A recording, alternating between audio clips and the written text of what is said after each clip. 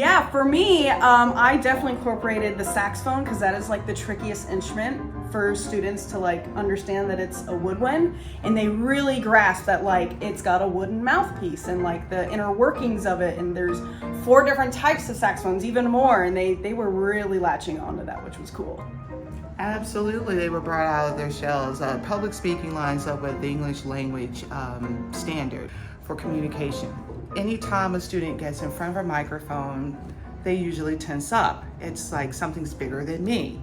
But having them practice articulating, speaking with a clear voice, saying their name, answering questions, slowly gave them the opportunity over time, we could see it, where they moved from barely wanting to say or touch the microphone to actually taking it and saying their name proudly in the microphone. So that is boosting their self-esteem. And then for us as performing arts teachers, that helps us with performance when they're singing and when they're playing instruments, to have that additional confidence. Yeah, I thought it was really cool to observe that like the teams each week they would get closer and it would become more of a unit, and like some of them even made their own team names, which was like really cute to see, and they were so invested in like listening and getting the answers right and wanting to be like super involved, which was really cool. I really was so impressed that they were using some of their language arts skills that they use from the classroom, and not just saying what the answer is, they were saying why they thought the answer was this or why it couldn't be this one. And so using some of those testing strategies that we're carrying over into the music room. They loved Mr. Trace. Oh my gosh, they loved him, and he would pass around his tenor sax, and the kids loved being able to touch it and actually getting to see it themselves. And then a couple of kids even asked us like, "Can I hear a saxophone?" Which was really cool. And then also the double bass. When the double bass was brought in, the kids were like, "Oh my gosh, what is that?" And that was really cool to like teach them about the bass, because that is a new instrument for them to see in person, like in real life, which is cool. And then their backgrounds too, their cultural backgrounds, where they're from. We had so many students that, oh, I've been there, or that's where my family is from. And so then they got to have some conversations, and I thought that was really amazing. And I like the fact that the students had an opportunity, they see these instruments all the time, but to actually see them masterfully played by professional musicians, and when they actually hear the instruments talk, that can spark a student to say, hey, I want to do that too. And then with jazz being an art form that we're trying to keep alive, the whole way that this is set up is sparking little fires of interest with the next generation to kind of keep this going. The students coming in and being exposed to live musicians in that element in their own front yard, almost in the classroom, is fantastic. They live in a world of social media. They live in a world where there's not much social connection, except for the device that's in front of them. So sometimes secluded with their musical choices.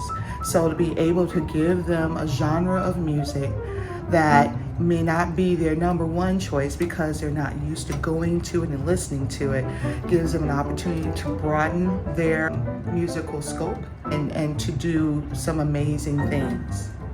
So we had a few students that had their cell phones that they were carrying around with them, and so when the performers played in the classroom, we took videos of those and made QR codes in the hallway.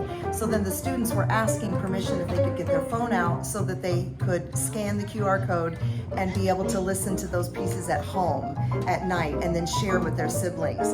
And then the next day, their siblings were asking, oh, when do we get to have jazz and when do we get to watch the concert?